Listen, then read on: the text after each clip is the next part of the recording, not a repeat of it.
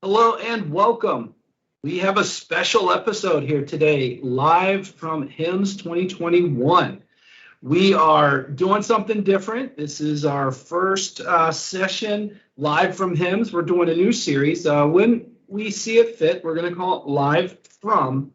And we're giving you a sneak peek at HIMSS 2021. Veeam is here. We're here enabling healthcare providers and the whole ecosystem to bring better modern data protection. I'm Rick Vanover, and I'm joined by Karinne. Hi. You know what? I don't think you're as excited as you should be. We are live at a convention right now. HIMSS 2021 live. Come on. Okay, I got to bring it up. Okay, you're right. Okay, cool. So we are here in Las Vegas, Nevada, and to be fair, this event has a lot of safety protocols. I'm very impressed by that. We had that on one of the splash screens there. But let us know where you're from. So in the chat, and we should be trycasting on LinkedIn, YouTube, and Facebook. Let us know where you're from, and we're going to light up the Mapplication. So we've got a U.S. production crew today in Georgia and Texas, and then we're here in South Nevada. Let us know where you're from, your country, your U.S. state, and we're going to light the map up. We've never done it on a Wednesday, never done it this time of day, so we'll see how it goes. We want to see if we can find something new. So anyways, HIMSS 2021. Karinne, like you're saying, it's great to be back with an in-person event. We've had great journey, some stuff to get to this point, but what's your first impression so far? It's huge. It is so big. I walked into this small part of the convention hall, which I thought were all of the booths, and then you walk through this door and it opens up. It's amazing. Yeah, and it's for those of you familiar with Las Vegas, it's the Sands Expo, level 1 and level 2, and it's next door at the Forum. So it's crazy. So there's so much to HIMSS. They've done a lot to help space it out. They do have probably less than normal actually attending, which obviously, but they've added a digital experience, which I've heard that, and I've seen some of the shoots going on for that. So it's very well done. Very impressed with what HIMSS is doing. And I'll start with my strongest first impression that I had at the event was with the keynote. And it was this incredible opening by Mosaic, M-O-5-A-I-C. It's one of those, I don't know what you call it, but the a cappella artist band. So 5 people, no instruments, but a full musical production. And I mean, it was a deep, touching moment. They did Stand By Me, that song. I mean, I wanted to cry. I mean, what this industry has been through. It was a very moving moment. So anyways, great start. And, from that point on, I've just kind of reassessed and, re-engaged with, this audience. I've been to HIMSS a couple of times before. And, one thing that stuck out to me, Karinne, is there was a good quote in the keynote that said, all of this ecosystem is really part of care delivery. Any kind of thoughts on that? I think it's all about the people. We have to thank all of the people in the healthcare system that stuck it out and continue to do their job when it was even hard for us to think about doing any job at all.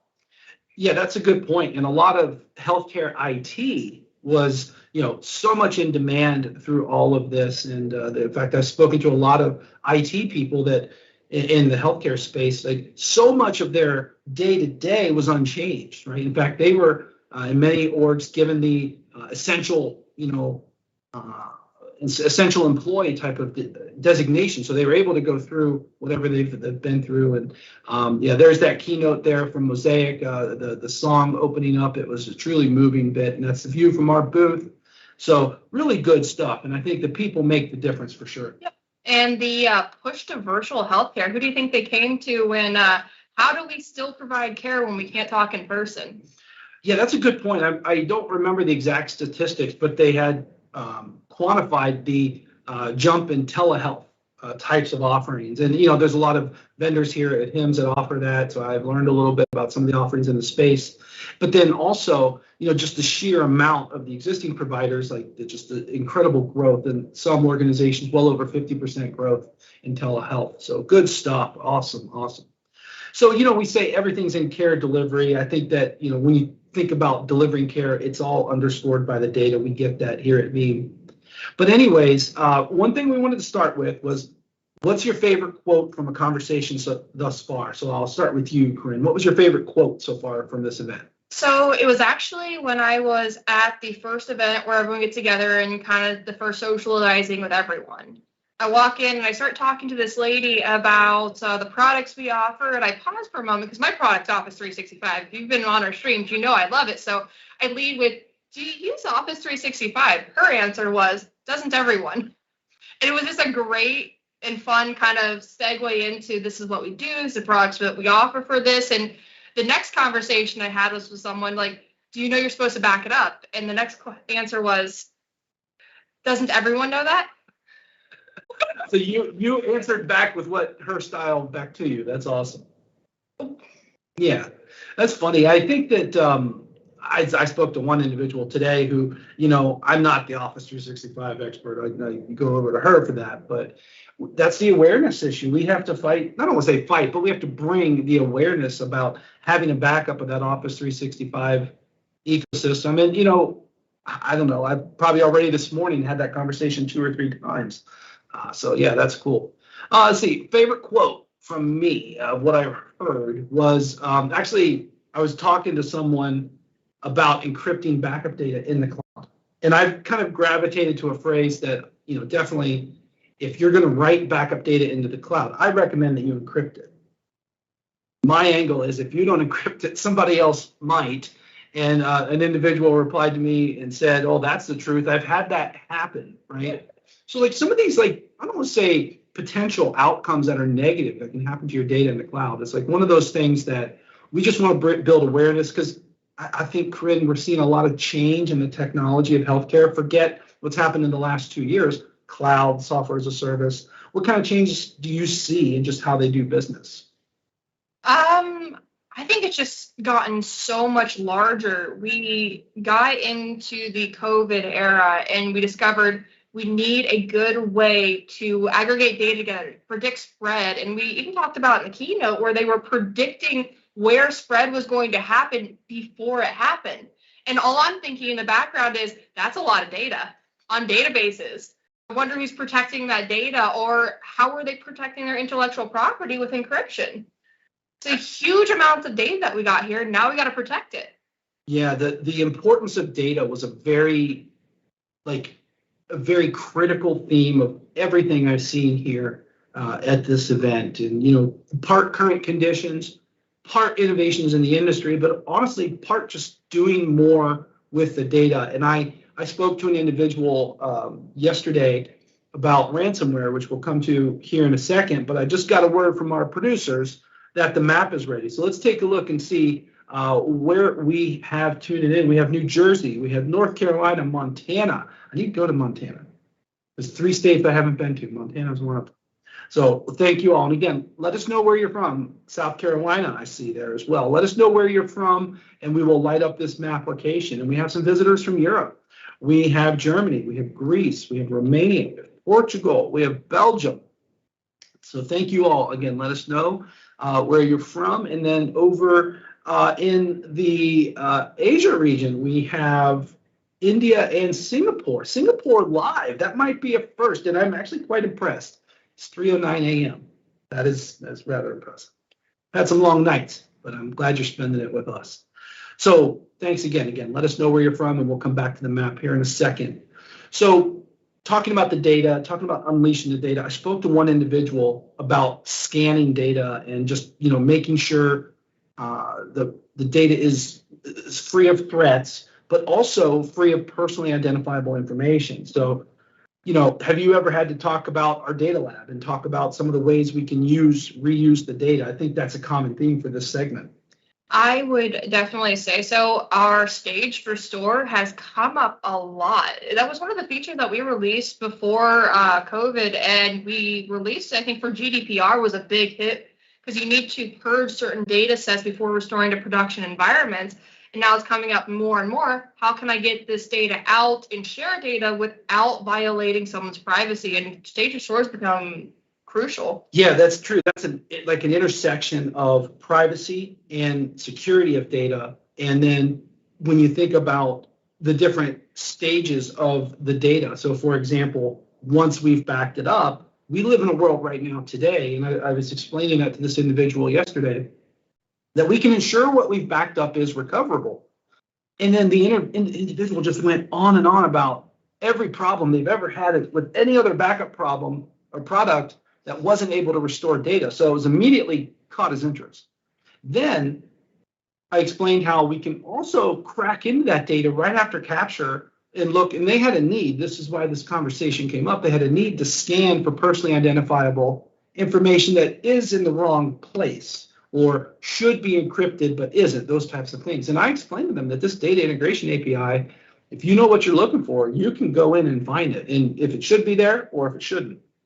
I also pivoted to the example of, well, since you're in there, might as well scan for threats. And then I got their attention. So anyways, the ransomware conversation comes up a lot in this segment because, again, care delivery, the technology underpins it. And then staged and secure restore. So if you put all of those together, Karinne, it's like an end-to-end life cycle for this data of sorts. And I think the greatest thing about Secure Restore is it doesn't have to be the same antivirus you run in production. You could have an entirely different set of antivirus to have multiple layers of protection against your data. That's a good point. I do believe we have it at least documented in the Help Center, but we can customize that XML to use different tooling. So a different anti-malware or a different antivirus software to do that scan. And there's actually a very significant collection of reasons for that. One, you might have the absolute latest definitions. Two, you might have more aggressive scanning. Maybe there's exclusions out in the data center or physical servers that we're backing up, et cetera. And then the third is just a different tool. Some environments might be suitable for this tool, and maybe the security team likes this other tool, right? We can really get into some granular controls there. Good stuff, good stuff. So all of that being said, I think there's just, again, this criticality of data. When we look at this, the change, in fact, HIMSS itself, it even stands for, I think, Healthcare Information Management Systems Society. It's a long acronym, but there's a joke. The longer the acronym, the more sophisticated it is, and I would agree with that. So anyways, one of the things that keeps coming up, Microsoft 365, I'd say out of all of our conversations, ransomware and Microsoft 365 data protection are the most common themes. I saw you were talking with a few individuals yesterday and today about that, Karinne. What are some of the common trends other than that one example you highlighted that you have with the Microsoft 365 discussion? Well, we talk about making it so simple for someone to be able to restore the data. They don't have to be an application administrator for that application. They don't have to learn an entire new process or any of that thing. And I've been doing all these demos for the past, 18 months. And I got to do one for the first time sitting in front of someone face to face. And I got to show them how simple it was. And it was just this wow factor. And I got to show them how to use our entire product in less than 7 minutes. And it was very impactful. Yeah, and I think that when I have that conversation as well, it's funny because I don't use the Office 365 product as much as Karinne does. But when I do explain it to people, I kind of look over to her, make sure I'm saying it right. But it is that wow factor. It is that ease of use. You can install this product and do that Microsoft 365 backup in just minutes. For just a few mailboxes or the entire organization, very flexible. And, as of current count, there are 4 applications that we can back up in there, I think. Yes. And they are? SharePoint, OneDrive, Teams, and of course, Exchange. That's right. But not just online, but we do hybrid and on-prem infrastructures for SharePoint and Exchange. That's a good point. There are a lot of organizations that I've been talking to this week that are still in maybe that, what do you call that, a hybrid deployment, when you have some on-prem Exchange and some in M365. And the real takeaway there is you don't want to have one backup product for that and a different product, for the same app when it lives in different places. So you mentioned we back up 4 products, but we also have 4 application explorers. And that was the other part of the conversation is within those 7 minutes, I not only taught him how to do a backup, make it to the scope he wanted, set up his organization, but all 4 explorers and how to restore from them without being that application administrator and how easy it was. Yeah, ease of use is really critical. In fact, when we decided what was the message we wanted to bring to HIMSS, to the healthcare audience, because again, their focus is care delivery across the ecosystem. We brought our real simple message: modern data protection for healthcare. It's real simple. That's what we do, and that's the conversation that we're talking to organizations with. And I think that it's important when you think about all of these different elements combined, the criticality of data, the rest of their responsibilities, we really have a good fit. And it's great to be, again, back talking with people individually. Hard to talk through a mask. We do have to wear the mask in this county in Nevada, but nonetheless, the event has fully vaccinated attendees, so that's also a great way to feel confident. Again, their safety protocols are very impressive, but good stuff.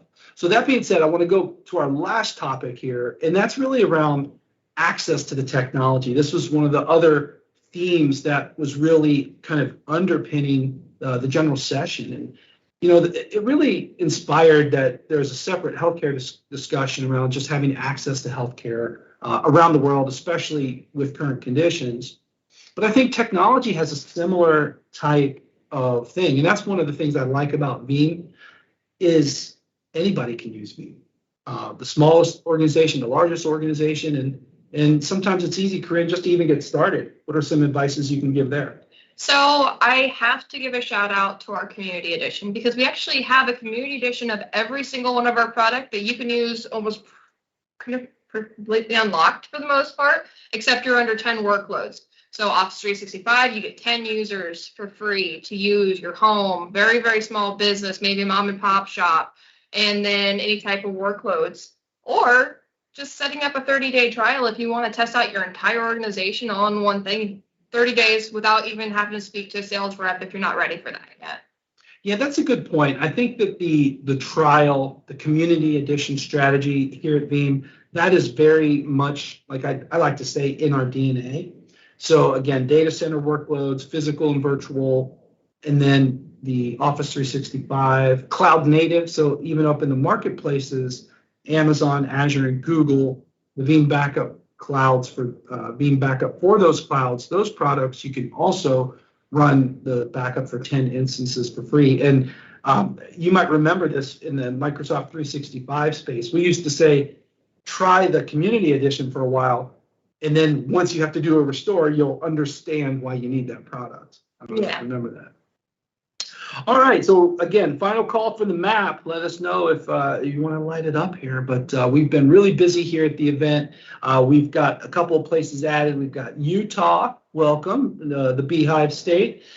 We've also got a couple other duplicate entries in the States. We've also got Italy, 2 people in Italy, Naples tuning in, appreciate that. And then again, thank you so much everyone for attending. So this was the first one of these live from events, right? So this is something we're going to try to do new when we have opportunities, when we go specific into a different audience, a different segment. And oh, Brazil, I forgot. Brazil's there, my bad.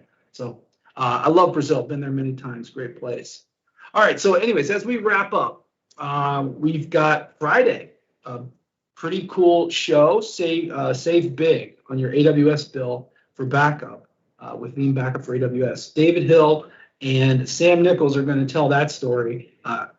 It's almost the start of a joke. 2 British guys move to America and talk about the cloud. That's what this one's going to be. I'm probably going to get in trouble for that one. That's not funny. But anyways, they know this product well. And then on Monday, the Industry Insight series, Dave and Jason are going to go deep on the Gartner Magic Quadrant and really break that down from those 2 individuals as former analysts. They're really going to like to see that. We did get one question real quick from Ditmar. He says, what about virtual machines in Azure? What about them, Karinne? We back them up. That's what it's about them. Exactly. It's backup IaaS inside of Azure, but we're working to get platform as a service integrations based off of a lot of customer requests, and software as a service, of course, with Office 365. But of course, we do the virtual machines as well. Yeah, so Ditmar, definitely check in at the Azure Marketplace. You can download Veeam Backup for Microsoft Azure and have that the community edition that goes up to 10 Azure VMs for free. And then what's also cool is that you can actually restore that data elsewhere. If you wanted to pull it on-prem for analysis uses, usage. We have like a portability story that's really awesome, Ditmar. And then secondly, you might also think about other data sources like Azure Files. We can back that up with Veeam backup and replication. And then Azure Kubernetes service, we could do that with the Casting K10 product. And then Dubai is checking in. So welcome, Dubai. All right. Well, on behalf of, one more question. I like this. Ronaldo asks if more Linux capabilities are coming. I want to say that we really hit that Linux train when we decided we were going to do Linux proxies. Now we got hard Linux repositories, sneak other Linux things that I'm not allowed to talk about right now, but it should be out before the end of the year. Wink, wink, wink. Yeah, and Ronaldo, let me kind of build on that and say that the three newest products, Veeam Backup for AWS, Google, and Azure, those were all written in Linux, right? If you think about the proxies, and then we added additional transport modes. So the innovation is going across the board for Linux. Stay tuned. Yeah, good one. All right, thanks for the questions. That was awesome. We love the interaction, so thank you all for joining. And thank you so much to our producers in Texas and Atlanta area who have brought this and promoted this stuff to you. And we had the streaming live at the booth too, by the way. So I don't know if they had the audio going, but no. If you happen to be here, come by and see us. We'll be down there. That's true. We're going back down there in a second. So again, thanks for tuning in, everyone, and have a great rest of your day.